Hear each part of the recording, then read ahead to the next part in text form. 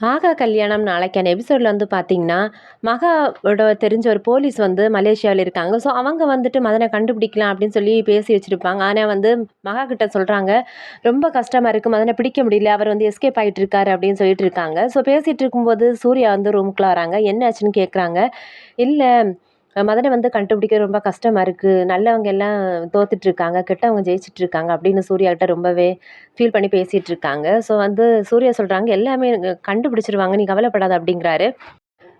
நான் நெனச்சேன் இன்னைக்கு எப்படியாவது மதன கண்டுபிடிச்சிடலாம். ஐஸ்வர்யா மேல இருக்க பழிய என்னையோட முடிச்சிடணும் அப்படின்னு நெனச்சுட்டு இருந்தேன். ஆனா எதுவும் நடக்காம போச்சு அப்படின்னு சொல்லிட்டு ரொம்ப ஃபீல் பண்ணிட்டு இருக்காங்க. இந்த பக்கம் வந்து பார்த்தீங்கன்னா, அனாமிகா வந்து கௌதமோட ரூம்ல போறாங்க. போய் ஏதாவது ஆதாரம் இருக்கா அப்படின்னு தேடிட்டு இருக்காங்க. தேடிட்டு இருக்கும்போது ஒரு மொபைல் கிடைக்குது. மொபைல வந்து செக் பண்ணி பார்க்கும்போது அதுல ஒரு வாய்ஸ் நோட் இருக்கு. அது வந்து கௌதமும், மதனி வந்து பேசிக்கிட்ட அந்த இதுதான் அதுல இருக்கும். ஸோ வந்து அத எடுத்துட்டு வந்து வளைகாப்பு நடக்கிற இடத்துக்கு வராங்க. வந்துட்டு எல்லாருக்குமே வந்து போட்டு காட்டுறாங்க. போட்டு காட்டும்போது க கௌதம் வந்து சொல்றாரு, "இது நான் கிடையாது. வேற யாரோ சும்மா இவங்க எல்லாம் பிளான் பண்ணி பண்றாங்க."